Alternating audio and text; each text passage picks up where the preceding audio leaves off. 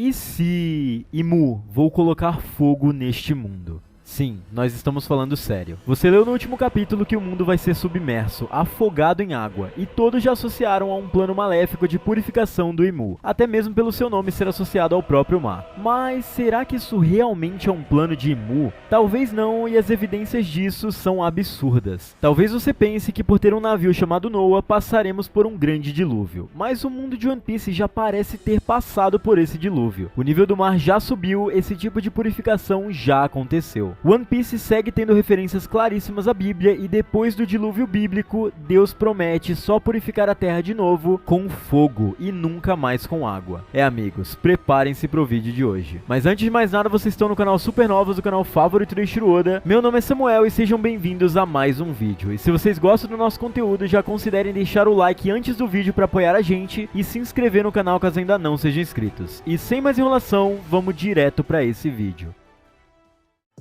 ルフィは海賊王になる男だ。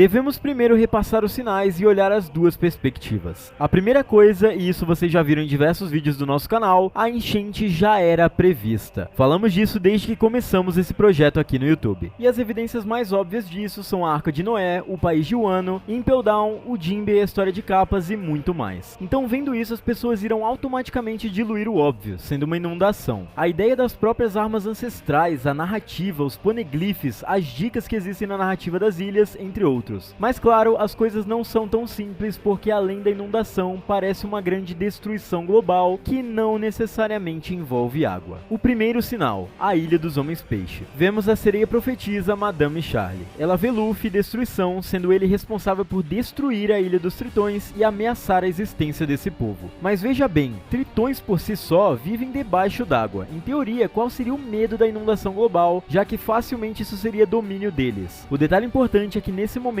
vemos Luffy rodeado por isso mesmo, chamas. Outra coisa importante a se notar é que o antagonista de Luffy, o Imu, tem um chapéu de palha escondido dentro de sua câmara e não conhecemos nenhuma das suas habilidades propriamente ditas, a não ser a aparente transformação em fera como vimos na sala com Sabo. Segundo sinal, Reino de Goa, o lar de Sabo e a mesma origem de Luffy, próximo à Ilha Down, foi completamente destruído e consumido pelas chamas. Vimos isso no flashback de Sabo, Luffy e Ace. Independente de existirem pessoas e civis naquele lugar, Goa foi destruído pelas chamas provocadas pelos nobres e Tenryubitos. Terceiro sinal, no reino de Sorbet, o rei Bekori, tomando influência daqueles no leste, também conhecidos como os nobres do reino de Goa, queimou e destruiu completamente esse reino, pois o povo que morava lá, para ele, era um peso morto, que o fazia estar mais longe do título de celestial que ele tanto almejava. Quarto sinal, o Orochi. Seguindo esse exemplo de vilão, decidiu incendiar a ilha e influenciou o Kanjuro. Tendo essas duas frutas que muito se assemelham às figuras grotescas dos Gorosei, eles tornaram o Wano um lugar incendiado e seco, graças ao seu ódio. Além do mais, coincidentemente, Kurozumi é a única família dos clãs de Wano que não tem o kanji para a lua em seu nome, tendo no lugar o Mi, que é o contrário do nome de Imu, visto que todos nós teorizamos sobre o nome de Imu, ao contrário ser o Mi, que significa mar. Além disso, ainda temos o discurso ridículo e horrendo de Hiyori. Vemos ela dizer com todas as letras, Kurozumi nasceu para queimar. E o quinto e último sinal, aquele que encarou Imu na sala do trono e o viu face a face é o homem que herdou os poderes de seu irmão, Sabo, o revolucionário com o poder das chamas. Logo, Sabo parte para o ataque usando uma habilidade de fogo no Gorosei e uma linha de fogo indo diretamente para Imu. Então ele devora a chama com seus poderes. E logo após esse evento é o momento que vemos o poder colossal da Mother Flame destruindo Lulusia. E aqui um pequenino spoiler do próximo capítulo, se você não quiser ouvir, pule para esse minuto que está aparecendo aí na tela, mas aparentemente temos um suposto vazamento que diz que a Mother Flame é na verdade uma chama que está debaixo dos mares. Muito conveniente que a chama esteja na verdade debaixo da água. Além disso, estávamos dando informações sobre um novo personagem. Isso é conhecido como o Homem Marcado pelas Chamas, que aparentemente pode ler poneglyphs. Se isso não são indícios, cara, eu não sei mais o que é. E agora nós entraremos em algo que One Piece tem de melhor, suas referências culturais e mitológicas, pois vamos falar sobre citações e referências à Bíblia e à mitologia nórdica. Após o grande dilúvio bíblico, como eu disse no início desse vídeo, Deus promete a Noé que não inundaria mais a terra como fez naqueles dias. E a partir dali, Deus teria criado a chuva e o arco-íris como símbolo dessa promessa, sendo esse um sinal claro nos céus para toda a eternidade. Eu acredito fortemente que isso na verdade é só uma pegadinha do Oda para nós, fazendo todos nós acreditarmos que o mundo será inundado. Mas as coisas podem ser bem diferentes se continuarmos analisando essas referências. Tem mais coisas que podemos encontrar na Bíblia. É dito que Deus ou Cristo, na sua segunda vinda, o seu retorno, ele virá como um ladrão, uma metáfora para que ele virá de surpresa. E é nesse momento que a Terra seria restaurada de acordo com as citações do Apocalipse. Só que essa restauração na Terra é na verdade através do fogo. Essa purificação é feita em fogo quando ele queima a Terra. E quando Imu usa poderes para destruir Lulúzia é com uma arma chamada Mother Flame.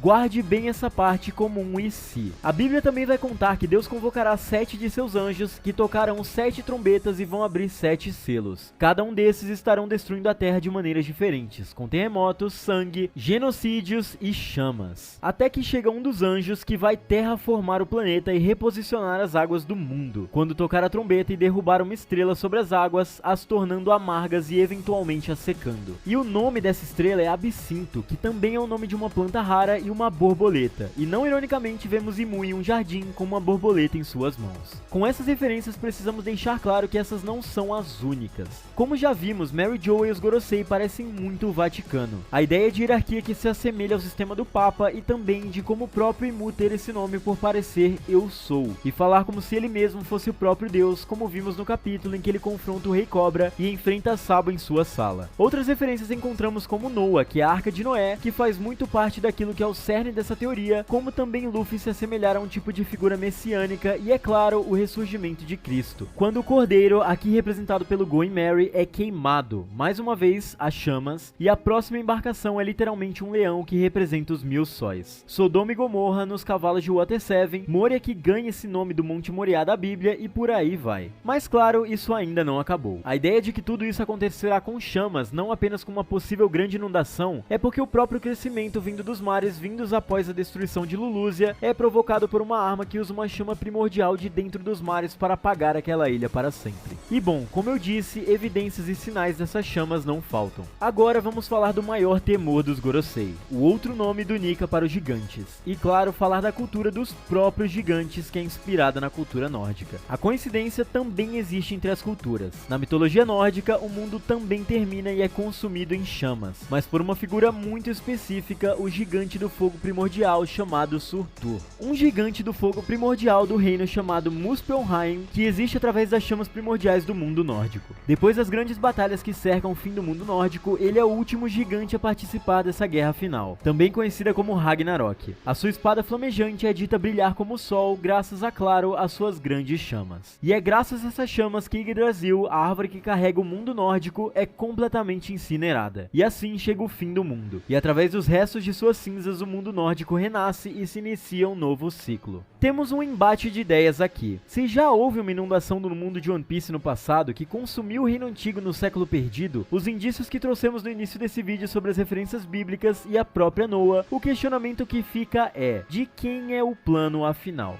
Veja, observe comigo. Associamos a destruição global diretamente a Imu, pois este usou a Mother Flame, que é uma chama, e quando ele o fez, disse que o dia da purificação está chegando. E claro, ele é o grande vilão dessa história. Mas sabe quem é que tem muito mais evidência de uma destruição em massa? Pensem comigo, quem é associado a trazer uma grande tempestade? Quem é o homem que um dia deverá usar as armas ancestrais da maneira correta? Armas essas de destruição e dominação em massa. E quem é visto em profecias e visões rodeado por fogo e destruição? Se você já sacou, sim, é o Luffy, o Joy Boy. O verdadeiro propósito das armas ancestrais, dito por Oden, foi criado por Joy Boy, e a Arca Noah, que está pronta para uma destruição, foi criada por ele. Tudo bem que no caso da Noah, ela foi criada por uma proteção contra Imu. Mas e o resto das profecias? A Tempestade dos D, as armas ancestrais. Uma coisa que a cena da morte do Dr. Clover deixou bem claro é a ambiguidade do Reino Antigo. Ele diz que era um reino próspero, e essa prosperidade fez com que eles fossem destruídos. E foi quando os 20 20 reinos se voltaram contra eles. Os 20 reinos teriam apenas inveja do poder daquele reino ou algo que eles provocariam poderia acabar com o equilíbrio do mundo. Ademais, o mundo passou a adorar os 20 reis que se tornaram os Tenryubitos. O que teria acontecido para o mundo também se voltar contra o reino antigo? Aqui chegamos a algo que todos vocês já podem ter imaginado, a tempestade e a destruição que eles trariam para o mundo. Eu sei, em tese eles são os heróizinhos da história e não me entenda mal, o governo mundial tem que queimar e afundar mesmo. Mas quero que vocês observem uma coisa, toda a tecnologia do mundo de One Piece é na verdade de origem lunar. Tudo que Vegapunk sabe vem dos conhecimentos dos antigos povos que habitavam a Lua 1000 anos atrás. A prova disso são os robôs clones iguais aos serafins na história de Capas do Enel. Esses robôs são criados pelos povos de Asas. Na história de Capas vemos um cientista que reproduziu exatamente os mesmos robôs, só que em versões humanas. Esses que posteriormente viajaram até a Lua e esse cientista morava em Karakuri, isso mesmo, a ilha de origem do Vegapunk. Eiichiro Oda não dá ponto sem nó.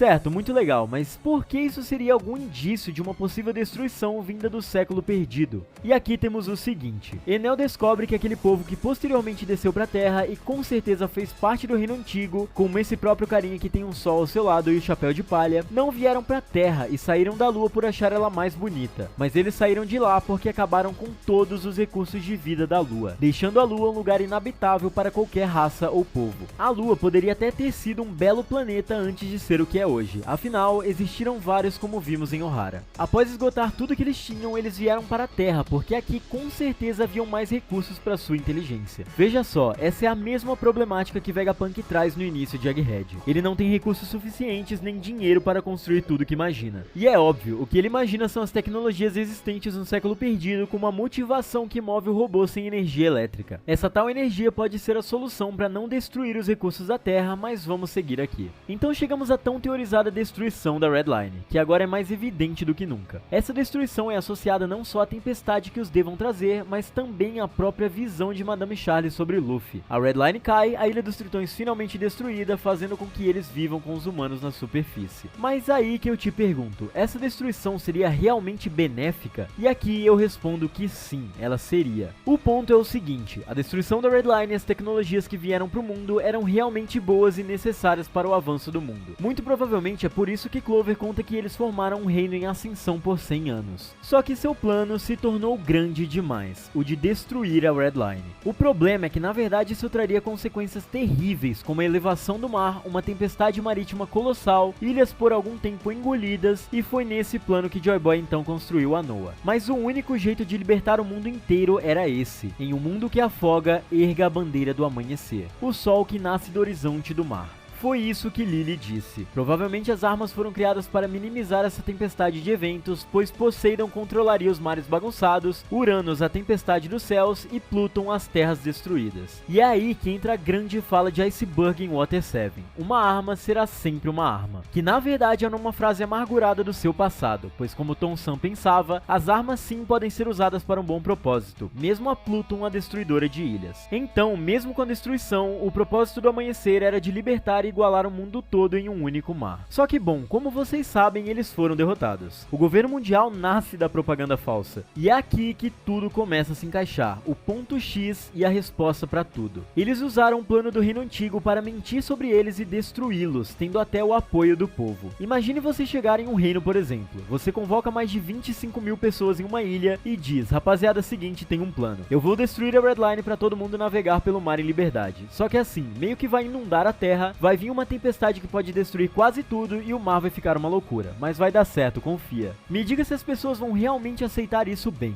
Foi aí que o governo mundial descredibilizou o reino antigo, falando deles como destruidores. Os derrubaram e no futuro, como exemplo de governo tirano e maldito, depois de destruí-los, caçaram suas armas, incluindo a Pluton e a Mother Flame. Eles copiaram os PX e fizeram serafins, iguais aos robôs da Lua, tudo isso para ter o mesmo poder que o reino antigo possuía. Sim, o plano de Joy Boy era inundar a Terra em um grande dilúvio, mas para o propósito da libertação global. Jaimu quer trazer a purificação com o fogo de sua arma para manter o seu poder e sua tirania. Essa é a diferença de interpretação das armas que é levantada em Water 7, o lar da criação da Pluton. One Piece acaba por se tornar uma história complexa de reinos e propósitos de poder. O que fazer com o poder enorme que você possui? Se pararmos para pensar, essa é toda a problemática desde o início da história. Mas agora eu pergunto para vocês, afinal de contas, o que vocês acham? Imu vai conseguir consumir o mundo em chamas ou o plano da inundação vai finalmente dar certo? Afinal de contas, quem é dono do fogo e o dono do mar? Luffy ou Imu? Bom, isso é um assunto para um outro vídeo. E é com isso que nós encerramos esse vídeo, galera. Espero que vocês tenham gostado. Se vocês gostaram, não se esqueçam de comentar aí embaixo o que vocês acharam e deixar o like para nos apoiar aqui no canal. Essa semana acaba a pausa da Golden Week e o One Piece finalmente retorna com os capítulos semanais. E nós estamos muito ansiosos para trazer nossa análise para vocês, então ative o sininho para não perder nada. E nos sigam no Instagram, @canal Supernovas, para mandar suas perguntas pro próximo Supernovas Respondem. E é isso, galera. Valeu!